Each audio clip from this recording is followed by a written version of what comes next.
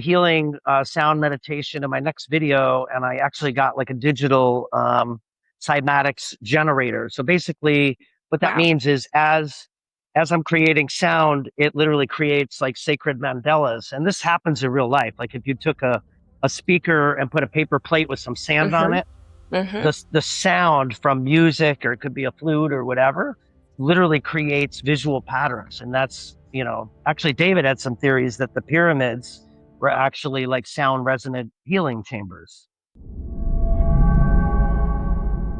What happens when a spiritual teacher leaves this world, but the conversations, synchronicities, and questions around their work continue? Can information come through during space between waking and sleeping? How do we honor someone's spiritual legacy while still remembering the private human being behind the public figure? Today, we're entering a deeply personal conversation about friendship, consciousness, channeling, miracles, grief, and the possible continuation of a soul. Welcome back. Today, my guest is Jude, creator of YouTube channel Deep Spice Studio. Jude is a longtime friend of David Wilcock, going back to their high school years.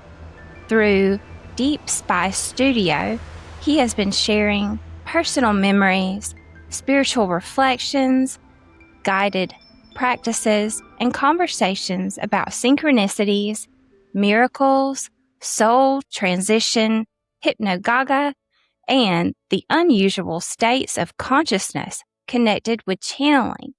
Jude, welcome to the portal between worlds. I'm so glad that you're joining me today. Thanks for hosting me. I'm excited to talk to you. Well, I'm so glad that you came on, and I reached out to you. As we were talking before, I deeply have had a connection with David. I was on the show every Sunday, the lives, and it's just not the same.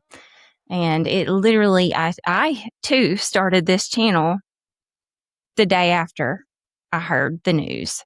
So, just wanting to have I just kind of got, just heartbroken and like, no, no, no, no, no, no, no, no, no, no, no, no, but, you know, we process it in our own ways, and there's so much conspiracy around it.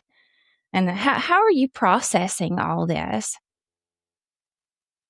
I think it's a day by day walk. I think that's how grief is hard to define. It's different for everybody. And David touched so many souls. Each person probably grieves in their own way. Like for me, I go through days where I'm okay and days where I'm not okay.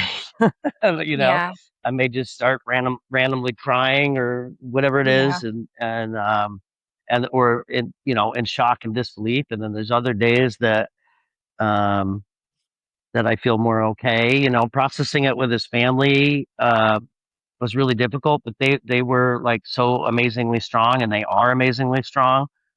Um, and yeah, so I think working together with the family, I am seeing a grief counselor. I did like a shamanic healing with a friend of mine, which was really beautiful. And I think I talked about it in maybe like my first or second video or something, but she's yeah. basically a Reiki practitioner. And that was really amazing because it was the first time that I basically saw David like in the astral plane after he had passed. Awesome. And the interesting thing was we didn't exchange any words. I basically just I saw him. I mean, I went into this healing experience with the intention of trying to see him, because we would often, David and I would often say to each other when we'd hang up on the phone or whatever, like, I'll see you in the astral plane, Yeah. or in the dream world. We called it dream world too. And we would just hang out sometimes in the dream world. So that was really beautiful and reassuring. And yeah, so processing the grief has just been different on a daily basis. And obviously, this channel is one of the ways that I can openly not just grieve, but also celebrate. I mean, I think the grief, hopefully, we can balance it with some life celebration and just acknowledgement of, Yeah. the amazing presence that David was in everybody's life. Well, I can say for me, your video, the one you posted first, helped me. I latched onto that. I watched it several times. I just needed that during that. I'm so thankful. And I could tell, like, here we are. Like, I'm not, I've taught myself everything with the podcast stuff. And you were saying that too. And I felt that about you. I'm like, oh my gosh, he is pushing through his comfort zone to do this because it's healing. To know that you have the voice, and then this person was so like David helped so many hundreds of thousands of people through his videos. And, I know that for me personally, that first video, especially that first video you posted. And if anybody knows David Wilcock and you have not seen Deep Spices, the first video that he posted on his channel ever, that was a true heartfelt moment of time. And I just want to thank you for that. Oh, well, thank you. Yeah, that one was plagued with a lot of like technical. I got accused of being an AI, and I did too. so I did something with the lighting or something, and my face is glitching, and people was like, "He's not real," and it's the deep state. I know what it is. Yeah, I know what it is. Yeah. I figured it out. You probably recorded in like 30, like a 30 frame, and then uploaded it in the 60 frame. I've done that. So it makes you look like you're glitching and like you're AI. Yeah. It was funny. I'm like, no, if I was an AI, I'd make myself a lot hotter and I'd be able to speak better. So I know, that's for real. I mean, it's just me. Anybody out there, we're neither of us are AI. If we glitchy, it's just because we're new at this. Like, come on. Right. Yeah. A lot of people do this stuff and they don't want to show their face, and it's a whole deal. It is a deal. I don't know how David did it. I do not know. I'm like, he sat in front of that computer for 4 to 5 hours and taught every Sunday. Yeah, he did marathon streams. Yeah, I don't know how he did it either. I tried. I maybe about 2 hours, as long as I've gone, and that was depleting and exhausting. Yeah. It is draining. How did he do it? And most people, they're looking at it, they're like, oh, it's just a few hours. No, it's more. It's a lot, because your every motion is being recorded. his the live video, and the live is a whole new ball game too. It's a lot different than pre-recording. You make a mistake and you just go with it. Yeah. I've done a couple, and I ended up deleting them off my channel because I'm like, no, I'm trying. I will get there. Yeah. I was looking at the video, his last video, and I just cracked up. And he had the fake cigarette, and I got the idea from him. We got these fake cigarettes I work in the ICU as a nurse as well. Okay. And there's patients that want their cigarettes that are delusional. So we figured there's these fake cigarettes out there. They're hilarious. And you give them these fakes and they don't realize they're fake. Yeah, that's so funny. It helps. Glitchy. It's fine. I hear you now. Counting. Okay, I think we're back, right? Yeah. Okay. It's a part of the all. It is. Yeah, we'll just go with the process here. Mm-hmm. Are we good? We're good. I think we're good. Okay. Can you hear me? Okay. Yep. I think we're good. Okay. Yeah, the fake cigarettes. I have a picture I posted on my YouTube channel of me sitting in his studio with one of his cigarettes, and I think he wasn't super stoked that I had stuck his personal fake cigarette in my mouth. I wanted to pose with it, but his brother is supposedly sending me one of the cigarettes as a gift. So as soon as I get it, I'll use it on the channel. And I'm an ex-smoker, so as long as it doesn't trigger me and to start using again, I'll be fine. Well, thank you. I'm proud of you for quitting smoking. That's great. Oh yeah, it was a terrible addiction. Yeah, I'm happy that's done. Yeah, they stink too. Cigarettes really stink. That's the thing, but that's okay. Yeah, it was terrible, and it was funny that David even had that as a prop, but it worked great when he was doing like Angry Daddy or which actually, so I was at friends with his dad too. You know, I would go over to the house in high school and stuff, and dad never smoked, but it was funny that it became part of the whether he was doing Galian or Angry Daddy, that the cigarette became part of the prop too, you know. Um, you saw David from a different lens than us, looking at the Sunday lives. You've known him for a long time. Who was David when the cameras were off? Yeah, that's a great question, and it's actually a lot of people love to ask me that, and my answer is like it's pretty simple because David, the truth is, if you were talking to David, whether you were here in the studio or in the grocery store or wherever you happen to run into at a conference, he literally was, and I'm not kidding, he was basically the same guy. So he would, maybe he was a little more unfiltered if it was like person to person, but for the most part, he would talk about the same wild things, talk about dreams, talk about God, spirituality, aliens, like really whatever.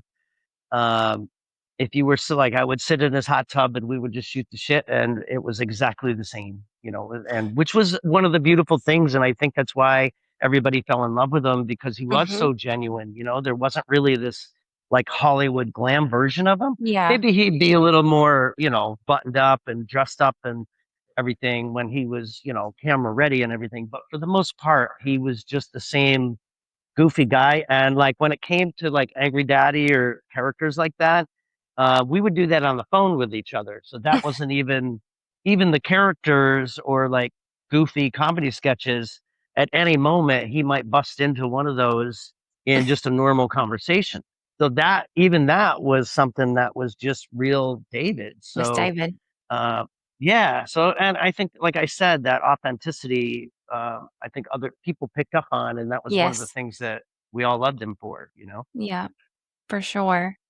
I know Yeah. we were talking a minute ago about the astral, and Mm. I just got a nudge to tell you that I did have a couple of dreams about him. I have lucid dreams, and he Oh, I came to love that. me in a dream, and I didn't write it down. I normally I used to always keep a dream journal because of David. Like, I followed Right. him for years. Like, he taught about all this. There was a reason. It's because I was Right. experiencing a lot of what he was talking about. And I'm like, I'm going to, the voice that you can hear just before you're falling asleep, messages that you can get, stuff like that. But yeah, I had a dream with him in the astral, and also um, Corey Good was in a dream too. And I'm pretty sure you were in a dream with us, and we were Oh, because wow. I didn't, but and it was like just as I was knowing who you were after that video. And I'd posted on Twitter something about it. I had a dream with David Wilcock in there because he did talk about that a lot. It was important to him to be able to have this other. He said, because when I'm not around here in the physical, we're going to have somewhere to meet and talk. Exactly. Yeah. It was foundational, integral to his work for sure. Dream work was like probably some of the earliest, we were in probably ninth or 10th grade when he let me borrow books on lucid dreaming, actually, and like basically taught me how to lucid dream.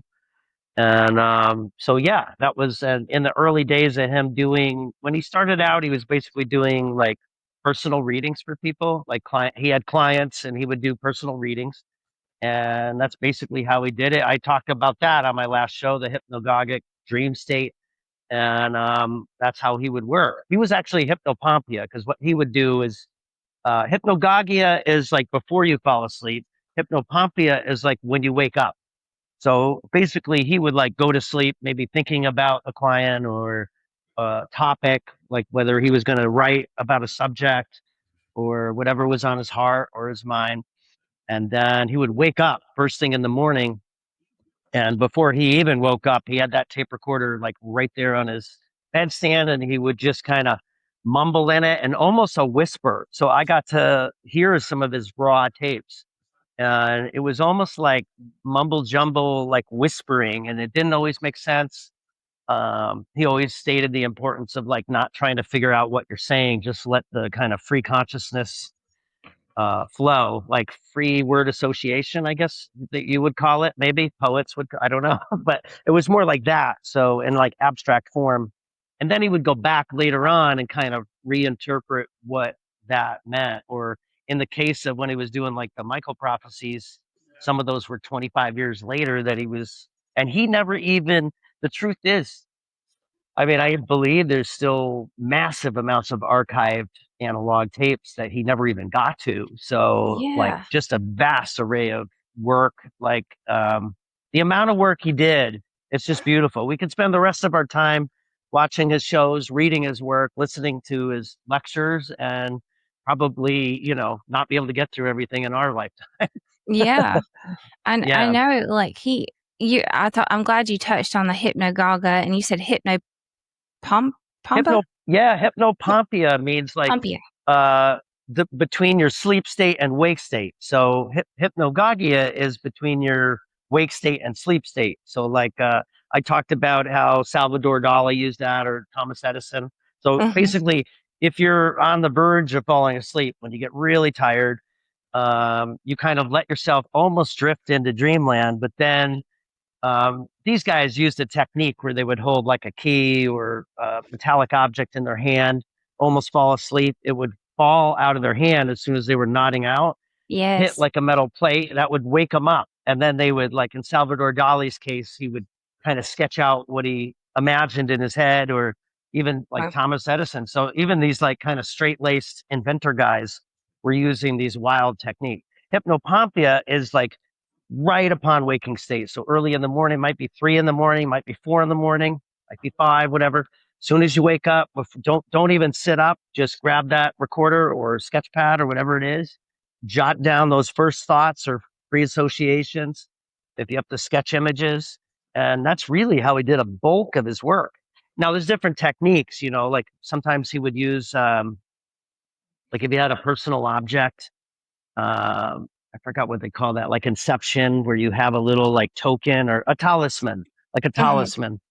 So if you had it to help kind of just empower that or charge that Yeah. person's energy. So like if I'm trying to kind of pick up on messages from the brother, David, I have many of his little personal objects, like maybe a stone that we got Yeah. together, or, something he gave me that I would Yeah. hold with me when I'm trying to channel that energy. And that helps you. It works. um, it works. Yeah. It helps you Yeah. just I make I it a used to sleep. tangible thing.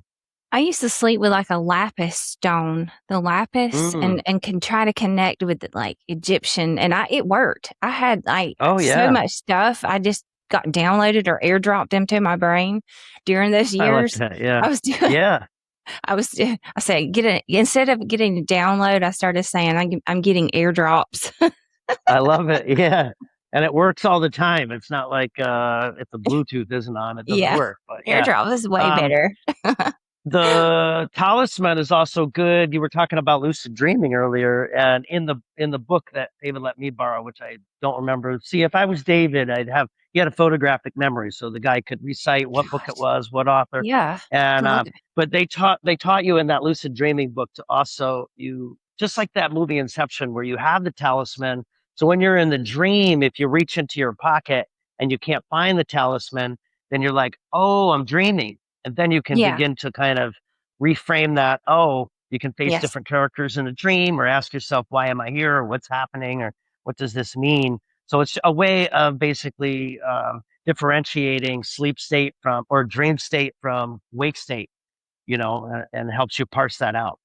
that's hey, I've done it, and it's with if you just I think if you just fall asleep with anything in your hand, and I would keep switching my hands, it's like it does something like with the brain waves into your Mm, and you get psychic downloads. But another thing that I always think about almost every single day of my life because of David, if you like stump your toe, which I stumped my toe a few minutes ago, He's like, Oh, that's no if fun. you Yep. stump your toe or if you like hit your hand, remember what you were thinking. What were you thinking the minute that happened? I'm like, oh, I was thinking something negative. Like, that's why you stubbed your toe. Exactly. Do you know what he used to call that? It's funny.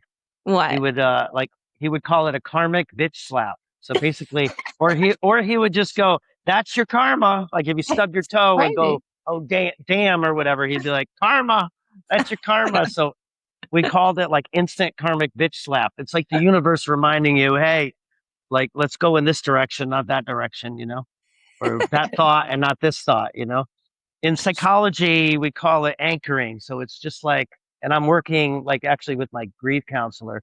So if you start to spin out like intellectually, or like, I'm ADHD, so I have a Yeah. million different fragmented thoughts flying through my Hmm. head at any one period. And if I start to spin out, what I do is like anchor, and it's just like shavasana and yoga, where Yeah. tangibly become present in your body, walk through your body, notice your breath, Hmm. and that helps get you out of your head and back into, your 3D body. Yes. Which I think everybody could use that technique. Sometimes Everybody needs, we all need to, we yeah, all do hit the it. reset button once in a while. Yeah. Reboot the computer or restart when it gets too cluttered. Um, so okay, I'm looking at my hypnagogia. We talked about that. Um, okay, we talked about that. Gosh, I this do is have a part two coming where I'm going to get into some of the neuroscience of it. You mentioned brainwaves before, because yes. in the different sleep states, whether hypnagogia or whether you're doing meditation or whether you're doing hypnopompia or um, flow state, the brain waves look different. There are different brain waves for each state. So the next show will be a part two on the hypnagogia flow state and the vanishing self. And the vanishing self is really all about trying to get out of the way of the self. Almost like I just said, of like the brain or the mind is like the rational control thought center, right? But Mm-hmm. sometimes, like Thomas Edison, Salvador Dali, sometimes even these great thinkers, David, knew that they had to get out of the way of themselves. And even all the Yes. sacred spiritual practices they usually talk about death of the flesh and ascension of the spirit, right? It's about Mm-hmm. trying to get out of the rational, logical control of the brain or the head Mm-hmm. and letting, the spirit take over. In Judaism, we call it, you have the neshama is the spiritual connection of the self to God or the divine. The nephesh is the primal animal soul. That's hedonism. You just want to eat and drink and make love and all the fun things that make the body feel good, right? Mm-hmm. And a lot of the spiritual practices are all about trying to like get away from that and try to ascend to the higher self. So Yes. I think that's what, and I'm going to get into some of the neuroscience of that. So what the brain waves look like when we're in these different altered states. And I think so that should be interesting because Yeah, science is catching up to spirituality, which is really it beautiful. is. I've Yeah. I've bought a few of those headbands that you wear when you're meditating to see Oh, like where cool. how much gamma Yeah. I'm getting into. Because I don't know, you probably don't know. I had a yoga studio and I did the whole yoga thing, and I had a healing Okay. art studio, and I was teaching 3 classes a day and meditating a ton. Well, then I wanted to learn Well, about you're the brain. busy, a nurse and meditation and yoga. You're busy. Yoga, yeah, the yoga thing still a thing, but I don't have Yeah. my studio anymore, but Okay. I bought one of those headbands. Actually, I think it is called a flow state headband. The Oh, one that cool. works the best. Yeah. There's also Muse um, headbands, but it's just interesting to see, because especially people that are learning how to meditate, so you could actually see something to reference by. Your brain is going through Wow. these different brainwaves states. What I'm learning too, I'm not, a specialist in it by any means, but I do know that your brainwave states, and that's your like your antenna, your frequency, like your what you're picking up on, and it's connecting with your Exactly. Yeah. DNA. I think our DNA matters a whole ton too. Like in our psychic abilities, I think it's kind of embedded into our DNA. And um, but so it's funny, like you were just bringing that up because I was looking at the next section and you said it already, talking about the vanishing self. So the Mm. vanishing self, that's kind of like when you're in, my understanding is like when you're in like in a meditative state, you kind of feel your body disappear. Is that what you're talking Totally. about? Yeah. The vanishing. Yeah. Yeah. It's you can look at it on multiple levels. I think yeah, getting out of the way of the 3D self and trying to just uh tap into the spirit self, so the higher self. And yeah, you can do that through several ways. You could do it through deep meditation, deep breathing. Happens in sleepland, right? Your body becomes less important, and it's more about what's happening in your mind. And in flow state, if you ever listen to like an interview with Olympians, or you would know, say like a bit, I don't know exactly what a nurse does, but I can imagine um, a busy night. If you're really busy with an emergency or trying to save somebody's life, time seems to disappear, Mhm. and you just go into this automated flow state where you're Yeah. not really processing every thought that's coming. You are, but a lot of it feels automatic. So whether Yeah. you're a painter or a nurse, or in my case, like photographer, or I'm a tattoo artist too, you just get into this groove and you're kind of out of your head, and you almost feel that you're being controlled or authored by something else. You're tapping in. So I Yeah. would say that like you're tapping into the universal consciousness. So it's all this energy, and like just as a creative person or an artist, we would often say like, I believe that creative energy is a constant flow state itself, and you just have to be open. It's just like meditation Yeah. to receiving it from the universe, and then you get your own little download. A lot of times, I don't know if it was David, but I was watching somebody's video that they were talking about all the simultaneous inventions that have happened since Oh, the beginning of yes. He's mankind. always So in the talked about that. yeah, Yeah. so what that is that's the inventors or artists or whoever tapping in simultaneously to what? To the universal consciousness, right? Or to that flow state energy, whatever you want to. Mhm. Some people call it God, some people call it divine energy or universal consciousness, whatever. It's the same shit.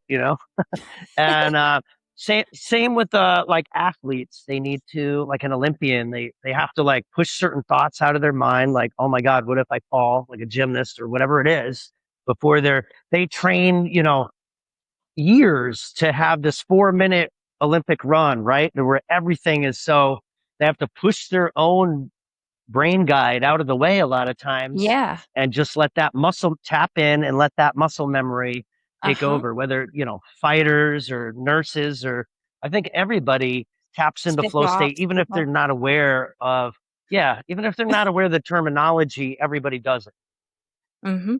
True, like, when you're driving your car and you're really tired and you make it home it.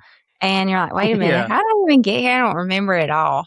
Yeah, totally. Right. You can't even recount it. It's amazing. And that used to happen to me in the dark room as a photographer too. Like hours could, or like David on his live streams could go for 5 hours. Yeah. He was in flow state. Like he was How so in the good. world? It And was it would just like and I second would be nature watching to him. I would watch him, and all of a sudden, it looked like it was like 2 hours. I'm like, "Oh my gosh, it feels like 5 minutes." He would just get so he Right. would something about his voice to me, I believe, too. He had some codes in his voice. It could captivate an entire room.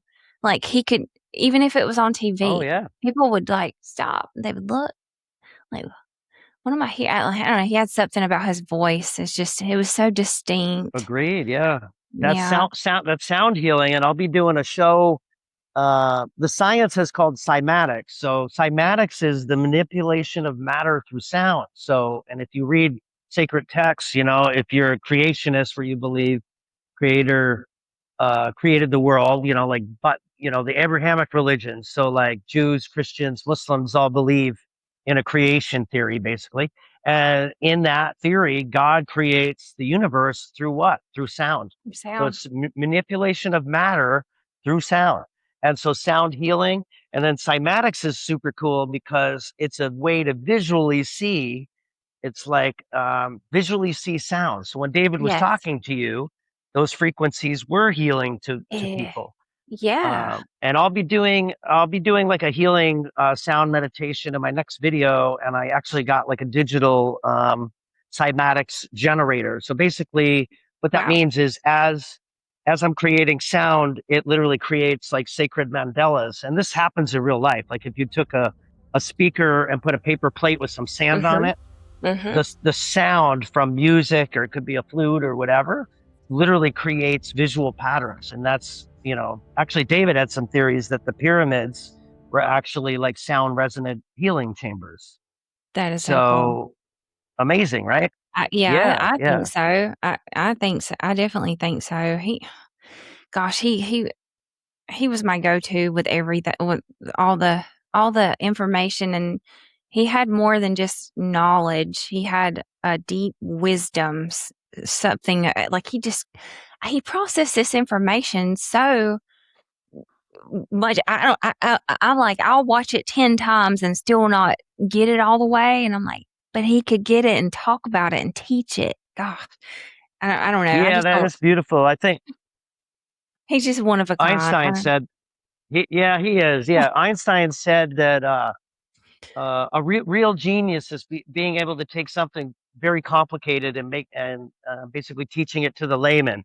And David was able to take these really complicated subjects, whether they were science, spirituality, um, or mathematics, and kind of connect the dots, and then inform us all like, oh, look at these cool connections. And I was just saying to somebody, I believe that like the more pattern recognition that we have as humans, spirit animals, the higher elevation we are, because we notice more of, it's a Hebrew word called Shekinah, which means like God's presence in creation. So in other words, when you look at a waterfall or a beautiful sunset and you're like, damn, thank you, creator, that's like, it seems like God's like, oh, God definitely created that flower, or that sunset or whatever. And that's what Yeah, that Shekinah is that Shakina. beautiful fingerprint of God in nature that surrounds us, that we see. Like people get worried, like, oh, I don't feel the presence of Hashem or God or divine creator in my life. Well, open your eyes, step out, go outside and look at a sunset, or Yes. pet a puppy, or whatever you need to do to feel the presence of benevolent creator. You know what I mean? Yes. So I was looking at the statue behind you because my ADHD is kicking in, and I wanted Okay, you to talk about the piece that's behind, or a couple pieces behind you, because David always sure. had stuff propped behind him, which I loved so much, and I actually kind of had to do a little bit my style, but I have it blurred out, so you can't really see all the stuff I have back there, but it's Yeah, similar. I mean, Yeah. I built this altar. It's basically an altar to honor world spiritual religions. So sometimes think pieces float in and float out, and every once in a while I'll get accused of idolatry or something. And I'm telling people like, hey, I don't worship this stuff. This stuff is here to honor sacred religions and tapping into Creator worldwide. So just because we don't have the same name for God in every culture, it's okay. You know what I mean? So that's why Right. I have this here. So this nice lady is the goddess of good fortune. And she's about 200 years old, and I Wow. think she's from Singapore. And so when I got a hold of this guy. I was like, oh yeah, it's definitely David would really appreciate that. And I can't Uh-huh. sell her because what kind of good fortune is that going to bring me if I sell the Right. goddess of good fortune? Yeah, So you've she's got hanging out here with me. um, this statue of David is very important to me. So that's Michelangelo's famous bust. And now what happened was I was cleaning my studio because I tattoo in my studio and I also do photography in my studio and it's also my YouTube studio. So I have to do set changes and change the studio around quite often. So I was cleaning and I accidentally knocked the statue of David off of there and he shattered into like 80 pieces. And I was just like, oh my God, I was really like heartbroken. And then of course, the David synchronicity stuff popped into my head and I'm like, oh my God, is he upset? But I'm like, no, why would he be upset that I'm like honoring the brother in every video I do? yeah. So I was just in Japan like a month or two ago, and they have this, I think it's called Kintsuko or something like that, Kintsuko, which is like shattered pottery that they put back together with like silver or gold. So it Oh actually wow. kind of from these broken pieces, we create a new piece of art that's even more beautiful. And that, I think it's called Kinsinko. And it's an ancient practice in Japan. So I'm like, oh my God, what I'll try to glue the brother back together like Humpty Dumpty, you know? And in this process, like in the meantime, I end up visiting David's family back in New York. And the brother gives me, you know, some of David's physical ashes, which was a very emotional charged moment, as I'm sure, you know, I'm Yeah. traveling with the brother in my bag. I'm going through the airport and like he's with me all the time now, you know? Yeah. And so it just kind of made sense. It popped into my head that not only will I glue it back together, but I'll literally put some of the brother in inside of David. So Yeah. now he can be present, not just in, you know, in the spiritual essence. Because, you know, I Yeah. do believe that energy can't be created or destroyed. So David's essence will be with us forever. Yes. And I also heard this beautiful quote from Neil deGrasse Tyson that I've been talking about all the time because I added some spirituality to it. But basically, he was talking about how all of us are made of just stardust, right? We're all made of Mhm. the same ingredients. Like all Mhm. life on this planet is just made of these basic ingredients. And so he says, Mhm. you are in the universe and the universe is within you. So I thought that was so beautiful, both figuratively and literally. And so what I like to tell people is like, if you take a deep, and you should know this as yoga and meditation, take a deep breath of air, and all the knowledge and love that's ever been, all of David's essence, everything that's ever been since the beginning of mankind is in that breath and alive and charged particles that you're bringing in and enmeshing yourself with in your own biosphere and making that part of your own living biome. And that's so beautiful to think about that, like you can become one. And the spiritual practices say that, you know, that your spiritual elevation is all about that, trying to become Mhm. one with Hashem or one with creation or one with the divine, you Yeah. know. So that is a beautiful thing to just remember. You can just take a breath of fresh air and all the knowledge that's ever been dispelled and all the love that's ever happened in the True. universe can enter your body too. So it's a beautiful story of like you know, I came close to throwing the statue out and I hung in there and got the cool idea. And there's some pieces of them that are kind of missing, like pieces I couldn't get back together. And I put some cool, sparkly, glittery paper in there. So You he's really bedazzled them. cool looking. Yeah. So now I kind of pimped him out, or as the brother would say, um, like razzle dazzle. He would put Right. Yeah. when he put like a fancy, Yeah. what did he call that? What he'd put like a fancy jacket on and call it his Yeah. sizzle.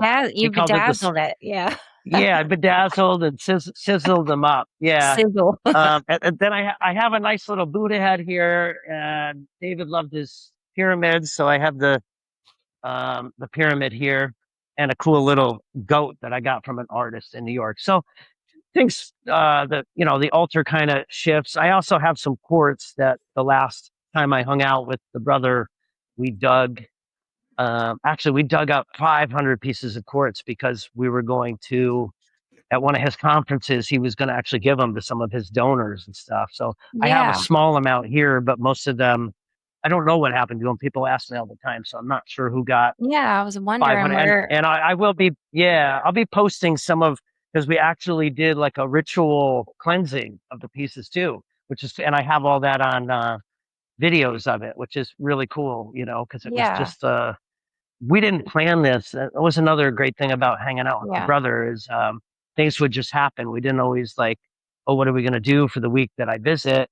We end up, running out and just digging up, you know, Digging at storm chasing crystals. and, and digging stone. Yeah. Crystals out of the ground for That 3 days, sounds so which much fun. awesome. Like, I don't, That's my yeah, it was idea of fun. amazing. It was like a real, yeah, beautiful bonding time on this beautiful property. And yeah, I'll be posting some future videos. I haven't gotten to that yet, but I'll be posting some of the ritual cleansing process of the quartz.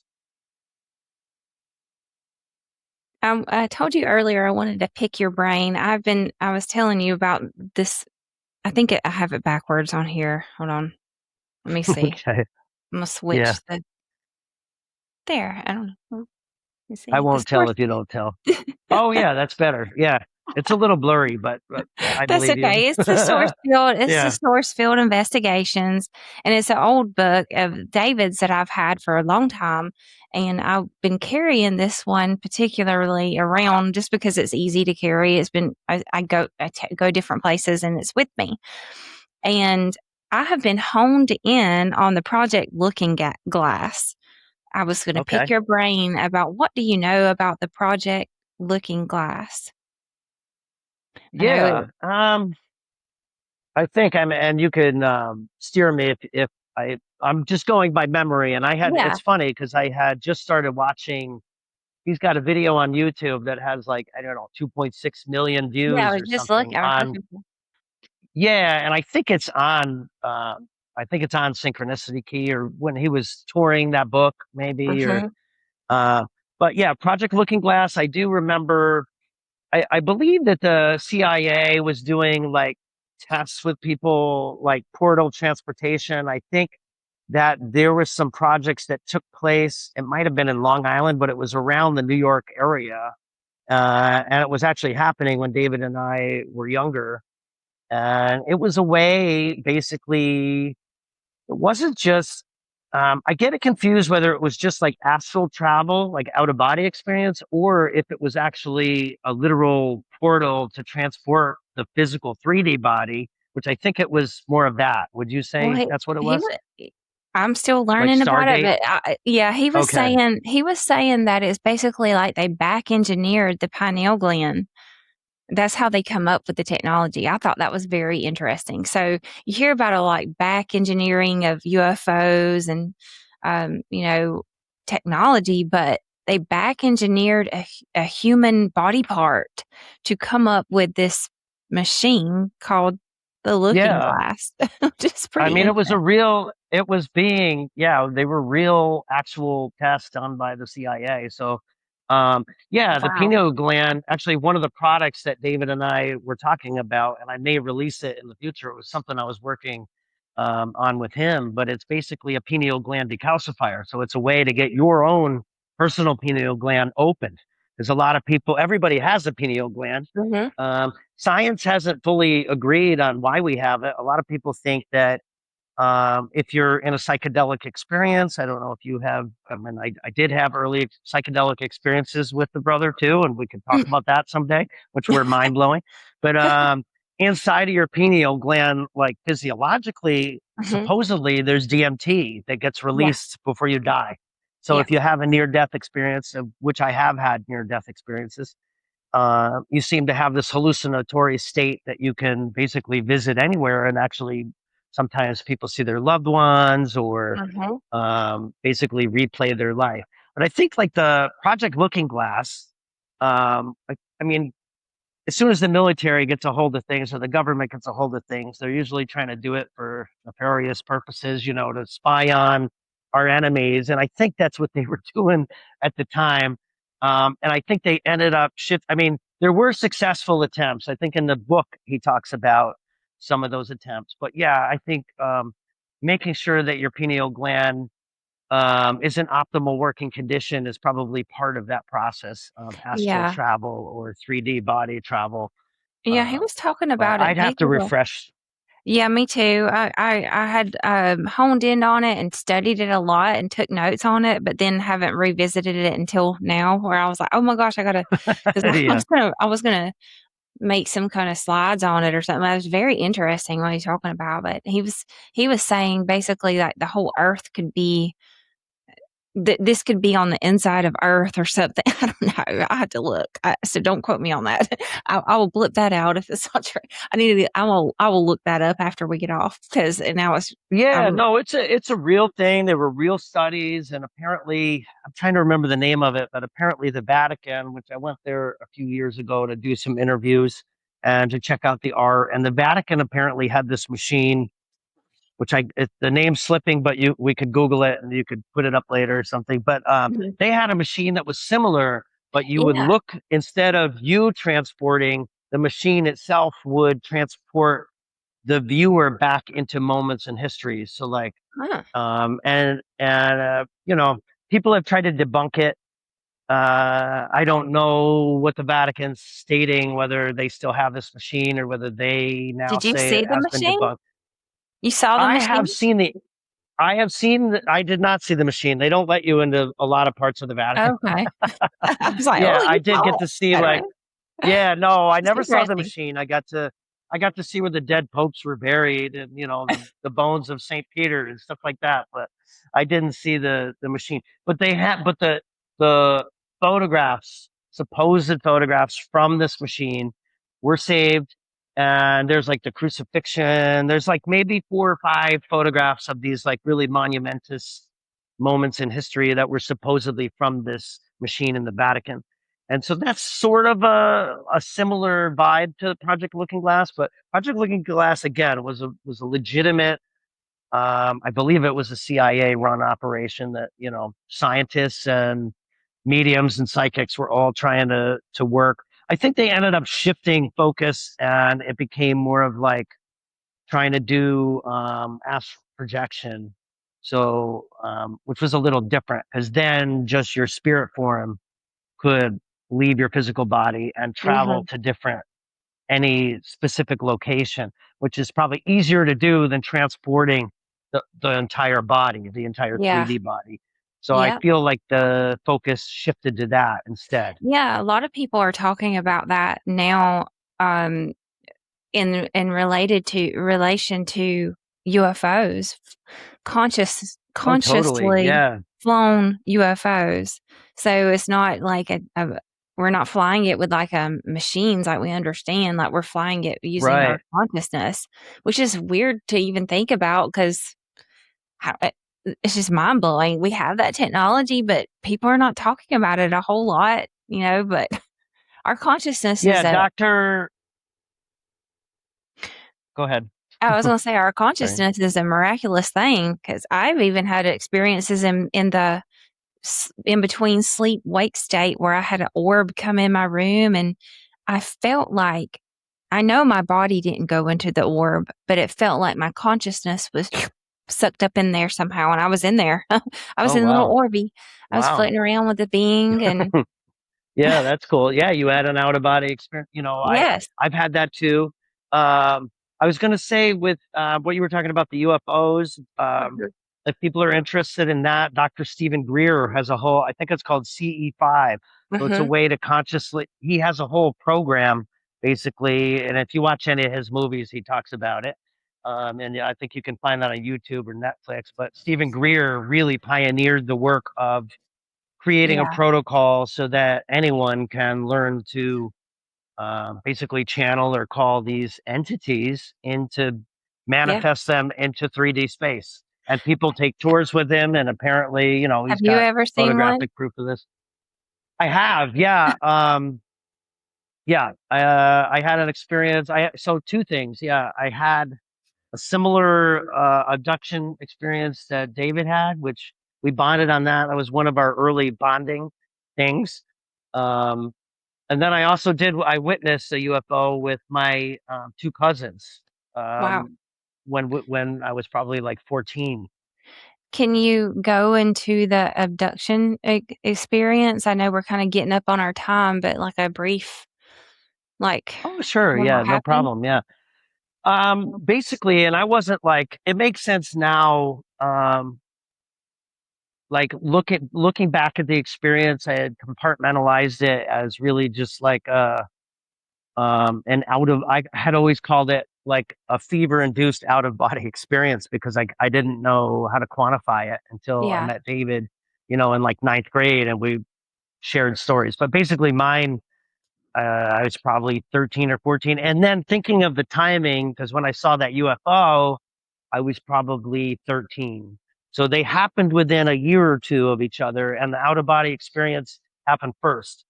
So basically, I had a terrible fever, and at the time, we were living in a house that was like on a second level. And I remember, being in bed with this terrible fever, and then suddenly I started literally lifting out of my body. I wasn't scared, but I definitely kind of looked back and saw my body, and I'm like, oh, this is interesting. I'll just go with it. And then I literally came out of the bedroom and started floating down the stairs. And I remember being feet first. And the other interesting thing was I only saw two colors, like yellow and purple, which was very strange. Uh, but then I start, slowly descending down the stairs. And at the bottom of the stairs, and this is like a shocking parallel to David's experience too. At the bottom of the stairs, you have to take like a sharp left hand turn to basically come off the staircase. And so if you think about it, I'm like floating horizontally above the staircase, looking at my feet, basically, like feet Uh-huh. first. And so as I make that right hand turn, my shoulder basically hits the wall. And Ow. this wakes me up. Yeah, it was weird because like I'm cognizant of all this stuff, but I'm like apparently still in my body upstairs. But like, why would I imagine my shoulder actually hitting the wall? I mean, it's just so crazy, right? And so as my shoulder hits the wall, and then instantly I jar right back into my body in Whoa. bed, which I had never, with like a 10-minute time lapse difference. Wow. And so when I told that story to David, he's like, holy shit, dude, what do you think that is? And I'm like, oh my God, I guess so. And then the UFO experience was, I'm with, I think, I was staying at my cousin's house. My cousins are like brother and sister to me. And we were all young. I'm the old eldest. I think I was like maybe 13 at the time. And we were looking, and they lived on top of a hill. And as we looked out over the fields, we could see for miles. You could see for 100 miles. But above the mountains, and the sun was up. It was probably 10 a.m. in the morning, and the sun had already come up, but it wasn't too high in the sky. And then we just see basically a giant orb. It was almost the size of the sun, uh, ascend and then move like horizontally and vertically. It did like really straight lines and slow. It didn't move fast. And we watched it for a good, I think we went and got my other cousin, Holland, Hmm. and she watched it with us. And the three of us stood and watched this thing for like 10, 15 minutes, almost Wow. as if there were two suns burning in the sky, but the one was moving all around. And then it just slowly disappeared, like dissipated. And Wow. we didn't talk. We went down and told my aunt, and she was like, oh, that's great, honey, like totally just kind of ignored us. And then Oh, my that's cousin did great. have, yeah, oh yeah, just totally, blow the kids off like we're crazy. But all three of us saw it. We could talk about it to this day. But it was just uncanny timing to this other out of body experience, and very similar to David. So David and I Yeah. clicked on that very, very early on, Yeah. about those shared experiences. Yeah. He talked about his experiences too. He had a lot happen. Oh Um, yeah, he was abducted in his own backyard, like his stories, and he created a sketch from it. I don't know if you've ever seen it, but I don't, mm-mm. probably on some of his show. He has posted it online. There's like an he remembers entities. So he actually channeled these, almost like grays, and you see Wow. this like big he's got this sketch.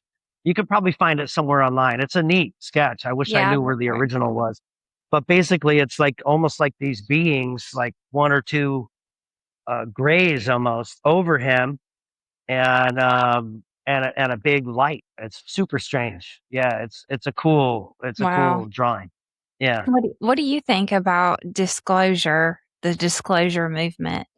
What are your thoughts on that? Yeah, I think it's an amazing time to be alive. I think the brother would be so exciting, like seeing, or I should say, he is so excited because I do believe he is presently with us and sees all this unfurling in front of us. You know, I know Mhm. the fifth. Actually, before I was talking to you, I was just watching the fifth drop from. I saw. I think you had a video on the fourth Yeah. drop, maybe, right? Yeah. Yeah, which is awesome. Like, yeah, It I has some totally stuff love from it. Skinwalker Ranch on there. They didn't say it's from Skinwalker Ranch, but I know it was Right. because I watched Skinwalker Ranch. But yeah, it was interesting. Yeah, no, I think it's amazing. I'm going to be doing more videos on it and Yes.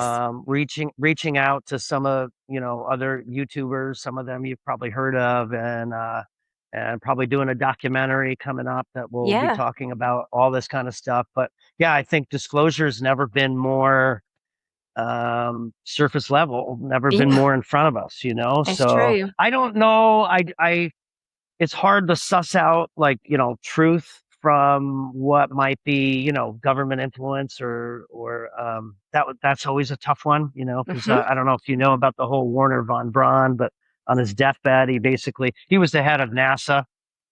He was an ex Nazi that the U.S. Imported, I think, during Operation Paperclip, and brought Hmm. him over like after World War II to run the U.S. space program. And on his deathbed, he basically said that the last card that the government would, or actually world governments would play, would be to basically fake an alien invasion. So I Hmm. know sometimes people were not sure what could be drones, what could be military experiments. So it is hard to suss out. And you've probably Yeah. heard of guys like Jeremy Corbell and Yep. but I think the footage, it's like I do love that there's more transparency now, Hmm. and people like you and I, laymen's, and even scientists are able now to look at video and study it and have Hmm. access to all these files that were just hidden from Yeah. us for so many years. So it's an Yep. amazing time to be alive and It is. exciting, and I think it's going to happen within our lifetime. Yeah, I think so. Hopefully we're Did, going to have real contact. did you ever watch the movie? Did you watch the Disclosure movie? I did, yeah. I was like, I liked it, and I loved it. Steven Spielberg, and it sounds like he believes in disclosure. And I was Hmm. hoping for more out of the film. I'm not dissing it; it was a great film, but Yeah, it yeah. was But generic the a little fact that bit. it hit, yeah, the fact that it hit mainstream is amazing, Yes. and I love it. And it's an amazing time to be alive. I'm so excited every time there's a new drop. I'm on that war.gov myself.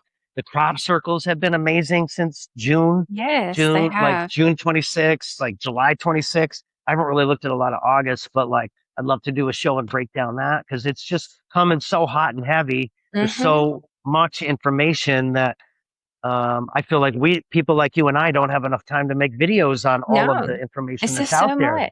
There's so Yeah, much which is going on awesome. and Yeah. all this technology. It's like I feel like there's like a floodgate that has been just open. It's just it cannot be held back anymore. It cannot. There's too many things going on. Amen. There's so much technology and the flying cars. David David always talked about how he was the father of anti-gravity and with a flying car we're going to get these flying cars. Well, it's people don't realize there is That's a a real whole thing. Yeah. it's a real thing where there's steps towards it. It's not just like snap your fingers, aha, everybody's going to be flying a flying car. But there's a process to it for it to actually be in this reality. There has to be. So it's not Yeah, just it's going to amazing. be I like, think oh, I saw your video on that too, and the flying that's amazing. taxis. And yeah, and I think New York State, actually, like where David and I Yep. are from, I think they actually applied to get a license to get some of those flying taxis. So I am it's so coming excited. sooner than we think.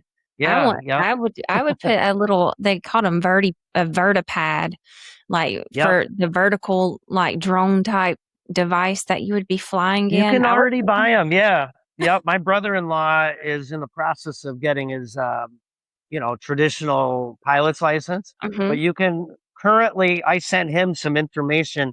You can currently buy one of those personal vehicle vertical like drone craft without a pilot's license. You do need to go through like a 3-month training on Uh-huh. it and basically run it off your iPad. But like, I was watching a whole documentary on the scientist who lived on top of a mountain, and was his main mechanism of travel. Oh So my anybody God. can get it with minimal training, like 3 months worth of training, That's great. and you won't even need basically you don't need a taxi. Basically, you could Yeah. just get Ha- you're trained, and you do need about $1 million. I think they were about nine Well, hundred yeah. grand or something like that, Okay. but they'll get cheaper. Yeah, It will get a lot cheaper, and it's right. happening Yeah, in our lifetime. It's amazing. right. And Yeah, it is David would amazing. be Yeah, David would be very proud and he would happy be. about it. He fought Yeah, for that. amen. Yep. Yeah, yep. Well, we're up on our time. So I just want to thank you again for coming on and talking to me and talking to the audience here. And for anybody watching, if this resonates with you, please don't forget to like the video, share it, comment with your questions below. We need engagement. We love engagement. Both Jude and I were both new at this, so have mercy. He That's he's got right. some great videos, and yeah, thank you, once again for coming on, and to everybody else, I will see you in the portal between worlds. Thanks for having me. I enjoyed it, and you should come on my show sometime too if we Yeah, can catch up. As more yeah, disclosure happens, and yeah. If you ever do and any like live groups of anything, I would love to be a part of that. Any kind of anything with live too, because I'm trying to get out of my comfort zone to do the lives more. yeah, sure. I will be doing. I'm going to set up a live stream that'll happen every Sunday, just like the brother, because I'm trying to fill some of that empty space in our hearts that we all Yeah, have on Sundays. So yeah, eventually, I'm going to have a show formatted a little more similar to like what he did, instead of doing videos and then lives. But yeah, when I do the lives, I think sometimes I'll bring a guest on. So if you ever want a guest on that, and then yeah. like I said, I'm hoping that for 2027, we can have kind of a celebration of David's life. And I think it's going to be Sedona, but it might be nice to have you. And we'll have, healing, music, seminars, public speakers, people. I'm also, if you want to share any of David's dreams with me, I'll be doing a dream episode, because many, many viewers have commented on my feed about dreams that David enters. So I think it'd be neat to do a whole Yes, show just yes. on That would dreams be with David cool. in them. Yeah, it was so Yeah, cool to hear and other people's. so if you want to email me or whatever, that'd be great too. If Yeah. you want to be on the I dream will show. never forget. I'm just going to tell you real quick. I'll never forget. There's one dream that I had because, over the years, I always had these dreams. And it was the realest, like, most lucid dream with David. I was just with him. Like, you could touch him. And it was so real. And he talked about, if anybody ever has a dream of me, let me know. Let me know. It was important to him. Yeah, it's amazing. Yeah, it's amazing, and all of that keeps him alive too. Us saying his name, talking about him, talking about his work, thinking about him, dreaming about him. All of that is ways to Yeah. honor his presence, and he will never be forgotten. So it doesn't just have to be grief. It can be just keeping his name alive in the zeitgeist. That's what really matters, in my Yes. opinion. Yep. So true. Well, thank you and have a most beautiful rest of your day. Just whenever we stop and close out, make sure you stay on there until it says everything's fully uploaded. Because I've had Okay. people on here, it not upload the audio like completely. And it's because if you close Okay. out too soon, it says it's at 75% now. I mean, you can leave the studio, just leave it open until it says 100% on there. Yeah, that's great. Um, It's been saying uploading, and they'll notify me when it's yeah. done. And if I step out, I'll just leave you my pretty background, and you Oh, can yeah. Well, yeah, get you I, can I get can some of stop. that. I'm gonna stop the recording and then we can press leave on here and but that is a Okay. beautiful background, by the way, that I'm like, I don't know if you can see this one little piece. I can. reminds You're me of still a that. little glitchy, but can you bring it Oh, closer? can you see Oh, it? that's cool. Yeah, that is cool. Is that It's something something I that's a found. I don't even dragon? know what it I don't know. I found it and I love it.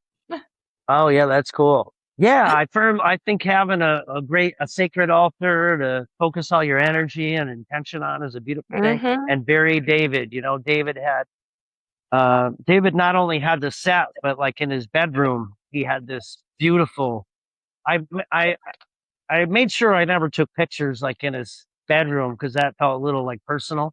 Yeah. But he had some great altars in there, that I thought were really Man, cool. he was so cool. And I love you, David. Yep, we all love you. Yeah, we send you our love, brother. Yeah. We're all here because of it. In fact, I started this channel 13 years ago and never touched it, not realizing that I had, right? Or yeah, I think it was Yeah. 2013 or something. Yeah, and I opened the channel. It was called Deep Spice and everything. I had no You idea ready? why I did it. I just felt compelled to do it. Yeah. And then, after David's passing, I was like, oh my God, Yep. this is for the brother. Yeah. So Yes. that's how I just Yep. kind of fell into it. Well, that's Yeah. awesome. I'm glad you did. And anybody watching this, go watch his stuff, especially that first video that he posted. So it's very Oh, thank impactful. you. Even though, yeah, I'm a hot mess in it, but Well, I it's guess it's okay. If authentic. he's glitchy, he's not AI. Yeah. I'm not AI Yeah. either. We're learning. I Right. uploaded something Yep. wrong, so it's fine. Yeah, we're learning in the process. Just jump in the pool and swim the best Yes. you can, I guess. Yep. Alrighty. Well, have a most wonderful rest of your day and have a good weekend. And I'll Thank you. You too. talk to you soon. Get on a live soon or Okay. something. Okay, sounds good. Thank you. I appreciate it. And send You're me welcome. any good links and stuff so I can Yes. share it on my side too. Yeah. if Oh, you would. I'll tag you as a collaborator on here. Awesome. Thank you. You're welcome. Okay.